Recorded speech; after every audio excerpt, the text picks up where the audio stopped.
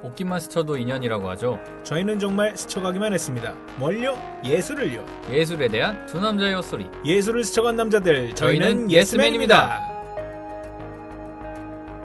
반갑습니다. 안녕하세요. 예스맨 16화. 16화입니다. 와우. 와우. 16화. 16화는 뭐 없나요? 16... 16화. 16화. 화. 어쨌든 예스맨 16화에 막이 올랐습니다. 네. 자기소개 해주시죠. 네. 예술을 쏘는 남자 악건입니다. 땅땅땅. 네. 땅땅. 네. 예술의 부사수 김혁입니다. 아우. 안녕하세요. 반갑습니다. 예스맨. 와, 지난주 15화 드디어 1월의 주제. 아니 뭐 이렇게 1월 이렇게 오래 갑니까? 원래 아쉽잖아요. 그렇죠. 그래서 1월 드디어 시작을 주제로 1월을 얘기가 끝났고요. 2월 새로운 주제 생각이라는 큰 주제를 가지고 이제 한 달을 또 달려볼 생각입니다. 네. 그래서 이번 주는 누가 하시죠? 제가 준비를 했는데 너무 어려워요. 제가 생각이 좀 없는 편이라서 요번에는 생각이라는 큰 주제에 맞춰서 제가 준비해 온 거는 네. 추상미술입니다. 추상미술. 네. 추상미술. 추상미술입니다. 네. 술을 좋아하신다고. 추상미술인데요. 네네. 네. 이게 사실 어려워요. 그래서 저도 준비하면서 사실 너무 어려워가지고 한 걸 또 보고 이게 뭔 소리인가 또 보고 계속 이랬습니다. 그걸 보시면서 네. 여러 생각들을 하신 거군요. 그렇죠. 왜냐면 추상미술이 생각을 하지 않으면 의미 없는 거거든요. 생각을 해야만 뭔가 미술적으로 다가오고 예술적으로 받아들일 수 있기 때문에 그런 생각을 해야 되는 미술이라고 생각해서 제가 추상미술을 가져왔습니다. 진짜 악건 씨는 사실 이게 악건 씨한테 딱 맞는 그 미술 쪽이 아닐까 생각이 드는데. 맞아요. 그냥 뭐 그런 거 있잖아요. 사과 먹다가 버린 사과인데 네네. 그걸 왜 먹다 버렸을까? 궁금해하는. 사실 약간 변태 아니에요? 왜 먹다 버렸을까? 누가 먹었을까? 쓰레기통 뒤지면서 몇 입 베어 물었을까? 사실 저는 그런 거 진짜 좋아하나 봐요. 의미를 찾고 네. 여기에 숨겨진 의미나 이런 네네네. 거를 확인하는 그런 거. 네. 추상미술. 네. 재밌을 것 같네요. 네. 그 전에 잠시만요. 나 그거 아는데.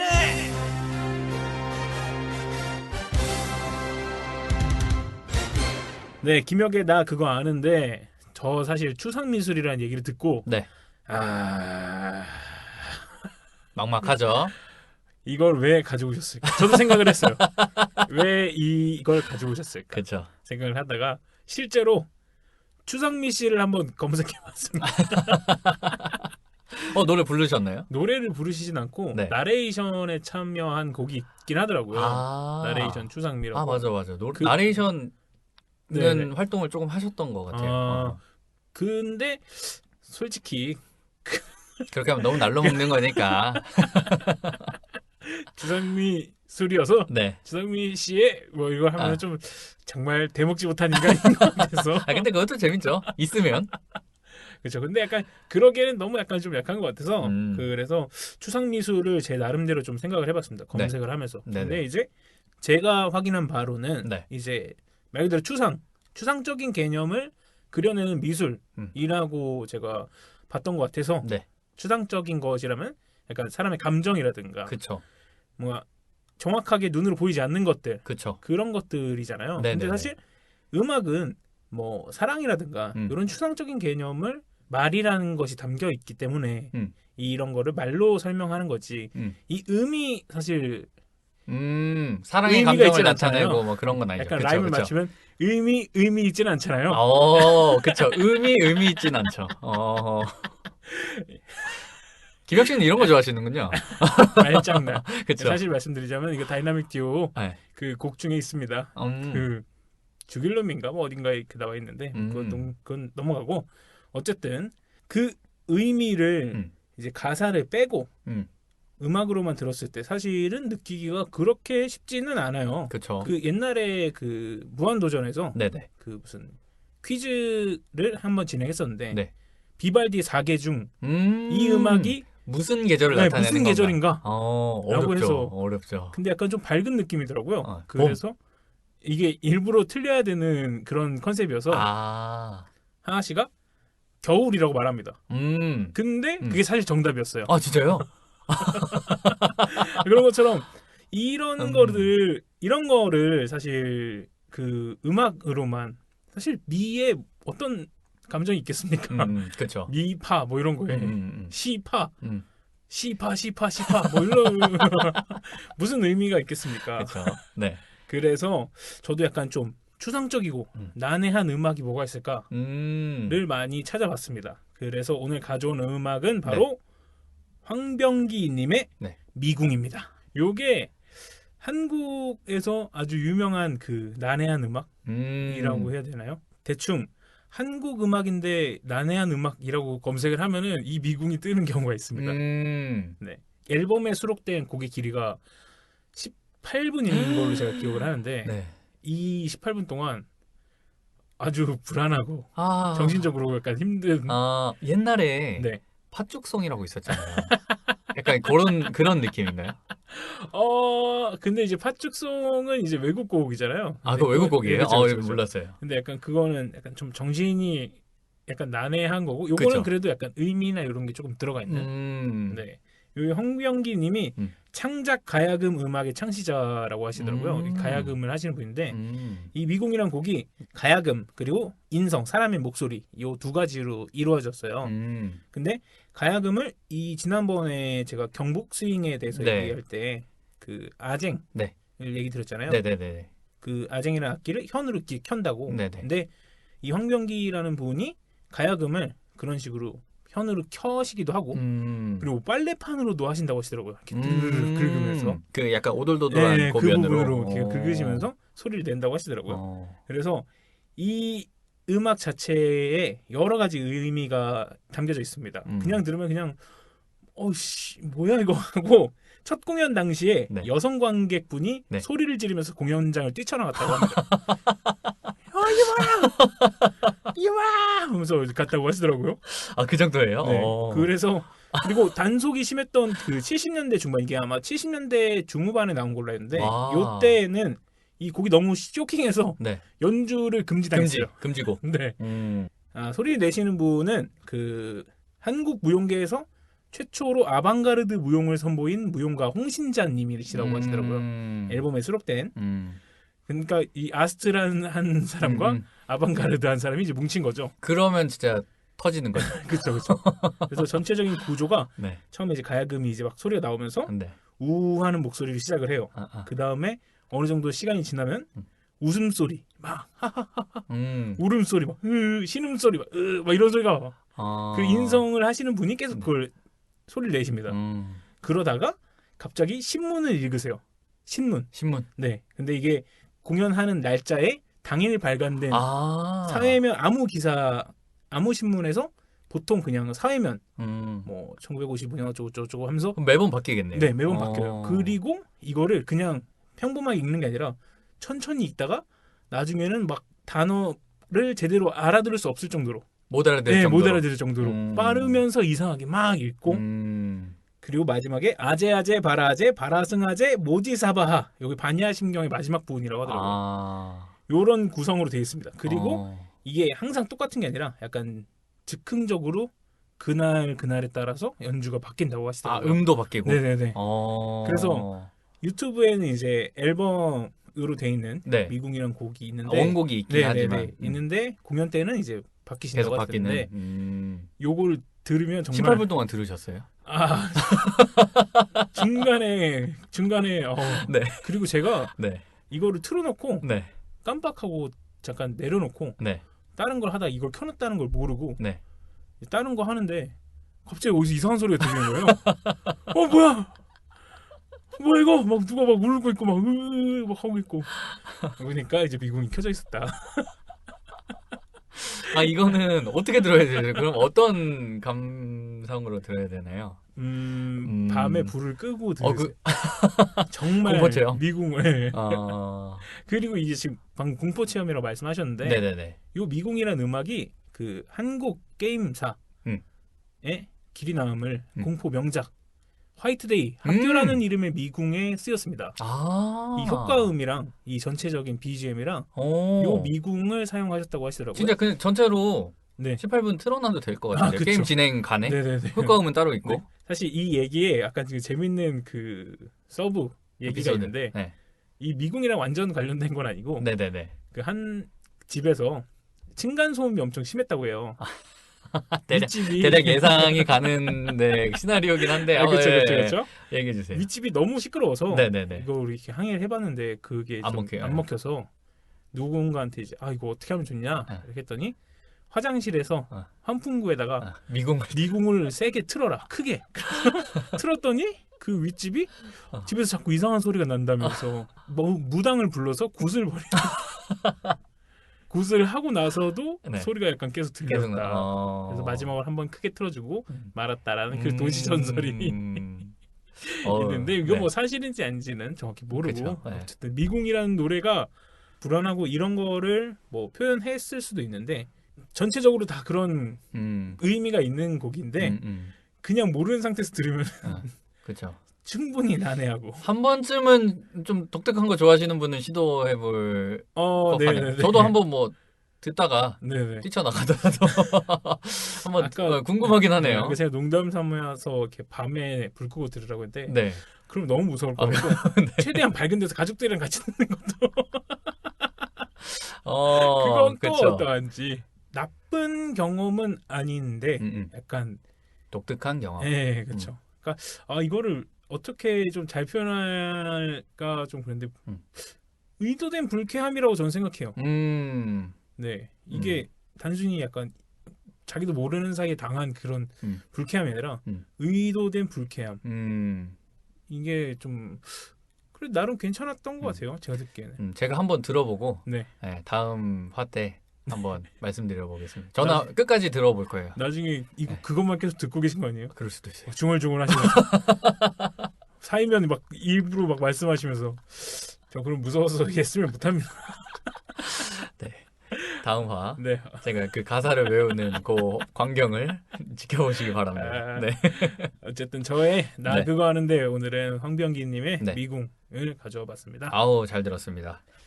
그러면 오늘 메인 추상 미술에 대해서 얘기를 해보도록 하겠습니다. 추상 미술? 과연 어떤 미술의 세계일지?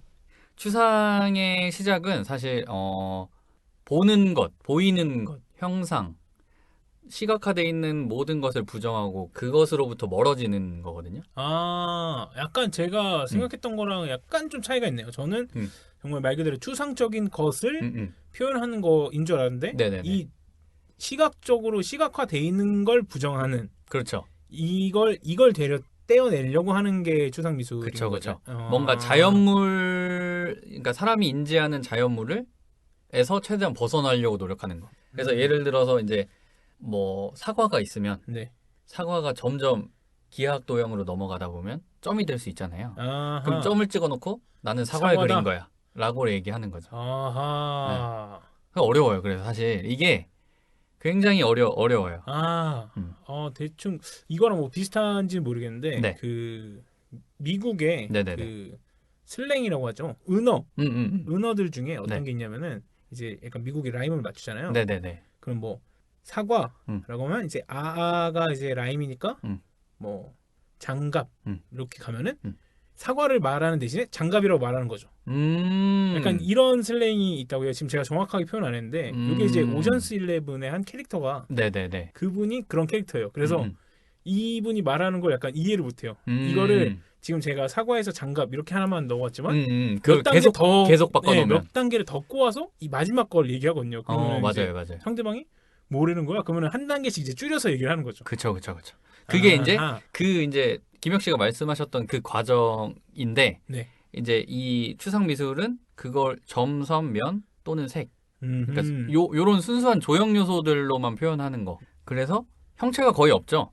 요 추상 미술이 왜 생기게 됐냐 잠깐 얘기해 드리면 이제 고전 미술이나 뭐 르네상스 미술 같은 거 보면은 이제 사실 좀 형체를 그리잖아요. 그쵸. 뭐 인간을 그린다든지 그쵸, 풍경을 그린다든지 뭔가의 형상을 그리는데 네. 그거에 이제 약간 지겨운 거죠. 그래서 이제 예술가들이 다른 생각을 한 거예요. 아, 형상만 계속 그리는 거 뭔가 재미가 없는데 좀 다르게 그려볼까? 그렇게 해서 점점 형상이 무너지고 그런 것들이 이제 발전하다 보니까 추상 미술이 계속 발전하게 되고 현대 미술의 약간의 시발점이라고 보시면 됩니다. 의도는 충분히 알 것 같아요. 지금 얘기를 하시는 걸 보면은 네네. 늘상 이제 똑같은 거 사과 계속 그리고 하다 보면 그쵸. 아 이거 왜 그리고 있나 싶기도 할 거고 네네. 그리고 결국에는 이제 리얼리즘이잖아요. 뭔가의 정물을 그린 거는 그래서 이거는 아무리 잘 그리고 잘 그려봤자 만약에 잘 그린 정말 정점을 찍은 사람이 막 둘 있다고 치면은 결국에는 똑같은 모양일 거 아니에요. 그렇죠. 사과를 하나로 뒀을 때 뭐 구도의 차이일 뿐이지 정말 디테일을 끝을 달리는 사람들이다라고 쳤을 때 나오는 결과물은 똑같을 거 아니에요. 맞아요. 그럼 이제 점점 개성이라는 것이 사라질 것이고 거기다가 뭐 물론 그 주변이나 이런 거를 뭐 어떻게 다른 아이디어를 넣어서 더 꾸밀 수야 있겠지만 결국에 본질은 변하지 않는다. 그렇죠. 그래서 이 본질을 이제 손대기 시작한 게 추상 미술. 김혁 씨가 더 설명을 잘해주시네요. 네, 본질을 표현하려고 하는 것. 그거를 단순화된 그 순수한 네. 뭐라고 해야 되나? 요소로만 표현하는 거. 그렇죠. 그래서 제가 저번에 이브 클레인 네네네. 같은 거 표현할 때 사실 형체가 거의 없는 채에 파란색이 있잖아요. 네네네. 그런 식으로 색으로만 표현하는 작가도 있고 점으로만 표현하는 작가도 있고 선으로만 표현하는 작가도 있고 뭐 그거를 조금은 형상을 만들지만 그래도 뭐 뚜렷한 형상이 있지 않은 비구상의 상태로 표현하는 작가들 다 이제 추상 미술 안에서 들어간다고 보시면 될 것 같아요. 이게 시대적으로도 아까 김혁 씨가 말씀하신 것처럼 리얼리즘은 뭔가 똑같은 걸 표현했을 때 결국 정점에 갔을 때 똑같은 게 맞다고 했잖아요. 그렇죠. 이제 사실 그게 사진이 나와버리거든요. 이 시대에. 그럼 이길 수가 그렇죠. 없죠. 이제 더 이상 내가 똑같이 그리는 게 의미가 없어져 버리니까 그걸 이제 비틀게 되는 거죠. 그것도 사실 크겠네요. 네. 제가 아무리 달리기를 열심히 달려서 만약에 뭐 10km 되는 거리를 만약에 뭐 얼마 안에 도착했다. 아무리 날고 뛴다고 해도 차를 이길 수 없잖아요. 그렇죠. 그런 뭔가에 부딪히는. 네. 그러면은 물론 인간의 한계에 도전하는 사람들은 지금도 물론 계시지만 그렇지 않은 사람의 입장으로서는 아니 차 타고 가면 될 거 뭐하러 내가 이거를 하고 있지? 그럼 나는 이거를 다른 걸로 해야겠다. 그렇죠. 나는 차는 점프를 못 하니까 난 점프하면서 1km를 가야겠다. 이런 식으로 좀 바꾸는 사고를 하게 되겠죠. 나는 뭐 뱅글뱅글 돌면서 차는 못 도니까. 그렇죠. 뒤로 가는 건 생각했는데 뒤로는 갈 수 있으니까. 그래야 이제 우리 뭔가 차랑 차별화되고 뭔가 대결을 할 수 있지 않을까. 그쵸. 그리고 또 하나 추가해서 시대적 그 배경을 말씀드리면 세계대전이 일어날 때예요. 요 시기가 요 추상미술이 한창 발전하는 시기가 그러다 보니까 사람들이 불안하잖아요. 오늘 김혁 씨가 말씀하셨던 미궁의 그런 느낌처럼 약간은 조금 난해하고 이런 걸 즐기지 않았나. 오히려. 의도적으로 불안함을 표출하는 그쵸. 약간 그런 느낌도 있었다. 정말 여러 가지가 섞여서 이 추상 미술이란 게 이제 시작이 된 거네요. 그렇죠. 미술이 이렇게 격변하는 되게 파들이 막 생기는데 그거를 모두 아우르고 가는 큰 덩어리가 그냥 추상 미술이라고 보시면 돼요. 그래서 대표적인 작가가 누가 있냐면 몬드리안이 있습니다. 몬드리안? 네. 이렇게 무슨 화장실 타일 같이 검은색, 빨간색, 파란색 이렇게. 제가 얼기설기 있는. 제가 이렇게 그분이 혹시 그게 맞나 추상 미술이 맞나 여쭤보려고 했거든요. 그림판으로 네모를 이렇게 심심할 때 할 거 없으면 이제 드래그로 해가지고 네모를 이렇게 그려내잖아요. 화면에다가 이렇게 쓱쓱쓱 하다가 겹치는 데다가 무슨 검정색으로 칠하고 검정색 페인트 톤. 그렇죠. 노란 거 하나 칠하고. 맞습니다. 보신 적 있죠? 본 적은 있는 것 같아요. 근데 제 지적 수준이 바닥이어가지고 이런 식으로밖에 표현 못할 것 같습니다. 근데 아마 교과서에서 굉장히 많이 보셨을 것 같고 보면은 잊혀지지 않는 그쵸, 그림이라서 그쵸. 확실히 뇌리에 이제 네, 왜냐면 하죠. 이거 나도 하겠네. 그쵸. 아까 김혁 씨가 얘기하신 것처럼 그림판 그냥 이렇게 찍어가지고 몬트리안이라고 하시나요? 몬드리안. 네. 여러분들 중에서 몬드리안 뭐 무슨 얘기하는 거지라고 생각하시면은 네. 그림판에 그 겉에 선을 검정색으로 설정하시고 네. 안에는 마음에 드는 색 아무거나 고르셔서 이제 색의 3원색이죠. 빨파노 요런 걸로 그냥 네모를 막 그리세요. 그러면 몬드리안이 됩니다. 근데 맞아요. 사실 뭐 별다른 특징이 없어요. 저는 근데 그걸 여쭤보고 싶긴 했어요. 제가 추상 미술이고 선, 면, 점 요런 걸로만 표현을 하려고 한다라는 얘기 들었을 때 혹시 이 사람도 이 작품도 추상 미술인가를 여쭤보고 싶긴 했거든요. 그게 근데 몬드리안 작품. 네, 근데 이제 설명을 못해서 저도 그림판이라고 얘기하려고 했는데. 근데 요게 이제 또 이 추상 미술에서 그 파가 좀 많이 나눠져 있어서 네네. 같은 추상 미술이어도 조금 표현하는 방식이 다른데 몬드리안 같은 경우에는 이제 말씀하신 것처럼 점선 그러니까 선과 면으로만 작품을 약간 표현했고 그다음에 또 칸딘스키가 있습니다. 칸딘스키. 네. 사실 몬드리안보다 더 이전에 그러니까 거의 몬드리안보다 먼저 추상 미술을 했던 사람이라고 생각하시면 되는데 그리고 추상 미술의 거의 시초 선구자라고 보시면 돼요. 이분이 시도했던 게 음악을 시각적으로 표현하는 것. 그래서 음악을 듣고 기쁜 마음이 들면 뭐 기쁘게 표현하셨을 거고 좀 이렇게 차분한 노래를 들었으면 차분하게 표현을 하셨을 건데 이거는 사실 작가의 주관적인 생각이고 주관적인 표현이어서 사실 이거 어려워요. 저도 뭐 이 칸딘스키의 그림을 보니까 뭐 신남이 느껴져 뭐 이런 거 저도 사실 없거든요. 그냥 추상 미술이에요. 그냥 음악을 그림으로 시각적으로 나타냈다. 그냥 거기에 약간 의의가 있는 것 같아요. 그리고 칸딘스키 말고도 파울 클레, 로베르 들로네 뭐 이런 좀 추상 미술의 거장들이 계신데 네. 그럼 오늘 저는 누굴 준비해 왔냐? 이분들을 준비해 오신 거 아니에요? 네, 따로 있습니다. 따로 저는 피에르 브라소라는 추상미술 작가를 준비해 왔습니다. 피에르 브라소. 네, 피에르 브라소. 프랑스 작가. 프랑스 사람이겠죠? 네. 그래서 이분에 대해서 얘기를 할 겁니다. 네. 이 피에르 브라소라는 프랑스 작가는 1964년도에 스웨덴 예테보리에 있는 미술관에서 이제 전시회를 여는데 이제 그 당시에 이제 한창 추상 미술이 성행하고 있었고 그 와중에 이제 이 사람이 이제 작품을 냈는데 이제 비평가들이 극찬을 합니다. 새로운 신예가 나왔다고. 이제 너무 약간 표현이나 이런 게 여태까지 제가 말씀드린 뭐 작가들과는 또 다른 맛이 있는 뭔가의 추상을 표현했다고 해서 비평가들이 굉장히 극찬을 하면서 이제 작가의 내 이름이 이제 명성이 막 날리죠.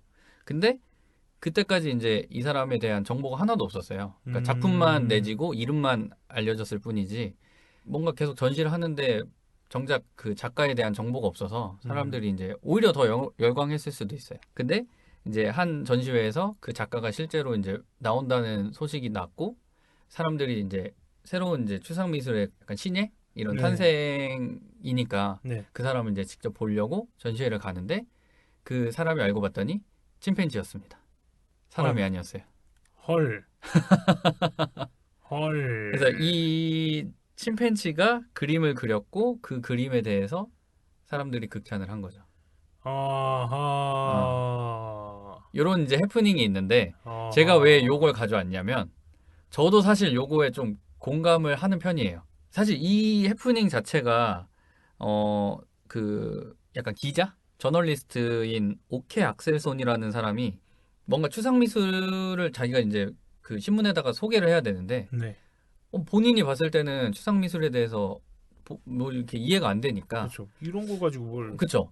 근데 그 당시에 약간 시대를 보면 추상 미술 작품에 대해서 사실 관람객들은 잘 모르는데 비평가들이 거기에 뭔가의 가치를 넣어버리면 가치 있는 작품이 돼버리는 오케 악셀손이 생각했을 때는 그러니까 의구심이 생겨서 그거를 한번 자기가 테스트해보고자 이제 자기가 아는 동물원을 가서 침팬지를 데리고 와서 그림을 그리게 합니다. 물론 안 그리죠. 그래서 뭐 바나나 주면서 그림을 그리게 했다고 하는데 그것도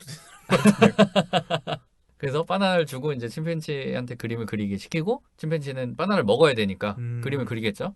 이제 그 그림을 그리면 이 기자는 그걸 가지고 작품을 출품한 거예요. 근데 그게 극찬을 받은 거죠. 약간 생각하게 되죠, 이것도. 그렇죠. 네. 사실 그 많은 이제 현대 미술로 넘어가면서 이런 의구심을 드는 사람들이 많을 거예요. 맞아요. 무지한 사람으로서는 사실 저도 이해 못하는 미술 작품이나 사실 음악 쪽에서도 뭐 그런 게 있고 이게 뭐야라는 생각이 드는. 근데 그러니까 저는 사실 그래서 그거에 대해서 좀 두려워하지 않으셨으면 좋겠다는 말을 하고 싶어서 사실 오늘 이 이제 피에르 브라소라는 가명을 가진 침팬지 이야기를 가져온 건데 그거라고 하죠. 그 동조화 현상이라고 하나요? 그 학교 안에 10명의 학생들한테 아주 쉬운 문제를 냅니다. 1 더하기 1은 A, 2, B, 3.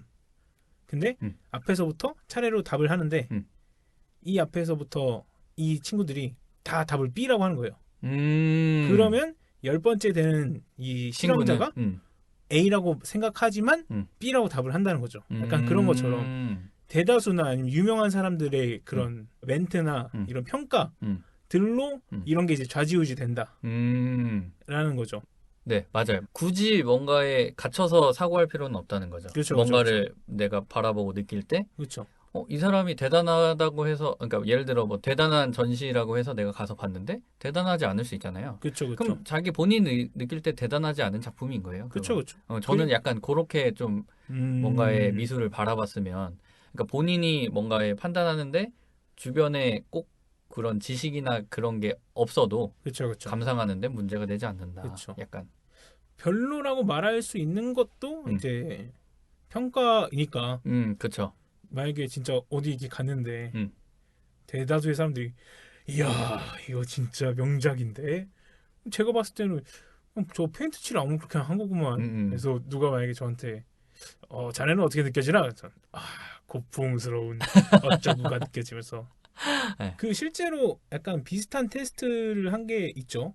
유아들의 그림이랑 실제로 미술 작가들의 그림을 섞어서 어떤 게 미술 작가들이 만든 건지 맞추는 그런 뭐 게 있었다고 하는데 완벽하게 맞춘 사람은 뭐 없다고 하더라고요. 대부분이. 그런 것처럼. 그렇죠. 그러니까 물론 거기서 어떤 걸 느끼지는 다 개개인의 그거니까 남들의 평가에 휩쓸리지 않고 자기의 평가를 내리는 거. 그렇죠. 하고 물론 그 내가 아는 만큼 보이는 게 맞아요. 그렇죠. 네, 그래서 저도 사실 실제로 샘을 한번 봤거든요. 네네. 한국에서 저번에 뭐 모작을 아마 가져온 것 같은데 그 똑같이 어차피 생긴 거니까. 그렇죠. 그걸 가져와서 봤는데 그냥 변기예요. 그렇죠. 네, 사실 변기인데 그쵸, 그쵸. 그 안에서 이제 제가 사실 즐기는 방법은 이제 뭐 그런 도슨트나 이런 큐레이션 해주는 그 헤드셋이 있잖아요. 그걸 들으면서 보면은 조금은 달라 보이고 하긴 하거든요. 그래서 그 정도로 참고를 할 뿐이지 내가 사실 그거를 별로라고 느꼈는데 남들이 뭐 이게 1억짜리고 뭐 몇백억짜리라고 하니까 그걸 좋게 볼 필요는 굳이 없다는 거죠. 그렇죠. 하지만 누군가 그걸 선물해 준다면 팔아야죠. 좋게 받아야죠. 좋게 받고 팔아야죠. 왜냐면 나는 별로니까. 그렇죠. 약간 그래서 오케이 악셀손의 요 해프닝 같은 게 네네. 약간 그런 걸 꼬집는 계기가 됐어요. 그래서 그 뒤에도 코끼리가 그림을 그린 거, 또 다른 또 원숭이나 침팬지가 그린 그림, 네네. 요거를 평론가들한테 보여줬을 때도 사실 비슷한 반응이었다고 해요. 뭐 그렇죠. 선이 사실. 뭐 좋고 어쩌고 저쩌고 뭐 이렇게 했다고 해요. 그러니까 요거가 사실 뭐 제가 평론가가 아니고 전문가가 아니어서 조금 까는 느낌의 그런 이야기가 될 수도 있지만 그렇죠. 사실 그것도 공존한다는 거죠. 그렇죠, 그렇죠. 평론가들조차도 지식이 있는 사람들조차도 그걸 판별하는 게 어렵다. 그렇죠. 사실 판별하기가 쉽지가 않죠. 그렇죠. 그걸 아무리 뭐 코끼리가 그렸을 때는 코끼리의 특징이 나타나진 않을 거 아니에요. 그렇죠, 그렇죠. 그리고 근데 사실 이게 이 평론가들을 비꼬려고 이런 얘기가 많이 나오긴 하지만 사실 평론가 입장에서는 자기가 봤을 때는 누가 그렸든 상관 안 하고. 그래서 이 뒤에 어떻게 됐냐면 이 뒤에 그 침팬지가 예술적 감각을 가진 침팬지다라고 평론가들이 얘기합니다. 이거 약간 좀 근데 뭐 나름 이해가 돼요. 뭐 그렇긴 실제로 하죠. 그럴 수도 있어요. 그렇죠. 네. 정답은 없는 거니까. 하지만 약간 좀 질척거렸다. 아닙니다. 그랬다고 하더라고요. 그러니까 요게 되게 애매한 그 경계에서 사실 저는 이 해프닝 자체가 또 재밌는 그 뭔가의 예술 활동. 이라고 저는 느껴서 이제 또 오늘 가져온 건데. 그렇죠. 네. 약간 나는 이 침팬지가 그린 그림에서도 이런 걸 느꼈다라고 깔끔하게 했으면은 괜찮았을 텐데 제가 잘 그리는 애야 이러면 약간 네, 뭐 그런다고 하더라고요. 사실 요 뒤에 네. 이제 추상 미술이 미국으로 이제 넘어가면서 추상 표현주의로 바뀌거든요. 그러면 이제 거기 잭슨 폴록이나 이제 그러니까 약간 팝아트나 이런 쪽에 걸음이 돼요. 누군지 알 것 같아요. 이렇게 액션 페인팅을 해서 이렇게 막 붓으로 막 뿌리고, 네, 그런 잭슨 폴록이랑 뭐 이제 저희가 그 요즘에 이제 현대미술 이런 거 보면 그냥 이렇게 색감으로만 칠해져 있는 로스코 그림이 있습니다. 뭔지 알 것 같아요. 그게 제가 아까 뭐 배경도 잠깐 말씀드렸지만, 네. 그 2차 세계대전 이후에 네네. 이제 미국이 강대해지잖아요. 그쵸. 거의 전쟁에서 거의 승전국이고 이제 뭔가 경제적으로 이렇게 엄청난 부흥을 이루어서 거의 세계의 강국 거의 1탑 1이 되는 그 지점에 그쵸. 그 시점에 자기네들이 뭔가 그냥 군사력으로 또는 경제적으로만 우수한 게 아니라 문화도 우수하다라고 해서 그 추상 미술을 밀어줬습니다. 제가 아까 그래서 말씀드렸던 그런 평론가나 이런 분들이 미국에 있는 잭슨 폴록, 뭐 빌렘드 데 쿠닝, 아까 제가 말씀드렸던 로스코 같은 이제 그림에 대해서 가치를 높이는 거죠. 그림 가격이 1,000억 이렇게까지 값을 매기면서 그 이전까지 뭔가의 문화의 중심이 유럽이었으면 그걸 다 미국으로 가져가 버리는. 약간 그 역할도 했어요. 추상 미술이. 그래서 요게 모든 사회적인 것들이나 환경이 얽혀 있는 거죠. 그래서 사실 모든 예술이 보면은 얽혀 있잖아요. 그래서 그런 것도 있다는 거. 네. 지금 들으면서 느끼는 게 예술의 평가, 그러니까 예술을 높이는 방법은 평가할 사람들을 만드는 거인 게 아닐까 하는 생각이 드네요. 제가 저번에 아마 데미안 허스트에도 때도 얘기했지만 좋은 작가도 중요한데 좋은 컬렉터랑 좋은 평론가가 붙으면 삼위일체. 그래서 여기서 마지막 제가 또 한마디를 준비해왔죠. 백남준 화백께서 그런 말을 했습니다. 예술은 사기다. 좀 많은 걸 생각하게 되는 단어죠. 네. 어떻게 보면은 맞는 것 같아요.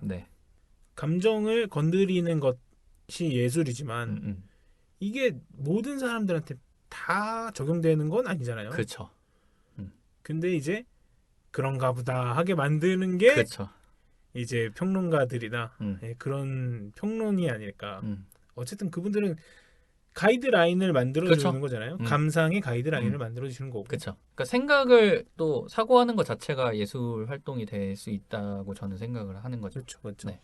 그분들은 지식인이고 사실 저희보다 많이 알고 계시고 뭔가 더 방대한 사고가 있어서 그런 얘기를 하시는 거고 그런 평론을 하시는 거니까 사실 뭐 그게 아니야 뭐 이렇게 할 필요는 없지만 또 내 안에서는 조금은 다르게 바라보는 사고가 필요할 것 같다. 그렇죠. 네, 그 정도. 사실 간단하게 얘기해서 미술, 추상 미술이나 이런 쪽이 아니더라도 맛집이나 영화를 보는 것만 해도 영화 평론가도 있고 맛집 블로거라든지 대부분 영화 보면 평론가들이 깎아내린 거 관객들이 막 평점 막 8점 주고 9점 주고. 그러니까 모든 사람들이 또 대부분이 평론가 평점이나 이런 거를 신경 쓰긴 하지만 또 막상 그거에만 목매진 않잖아요. 그렇죠.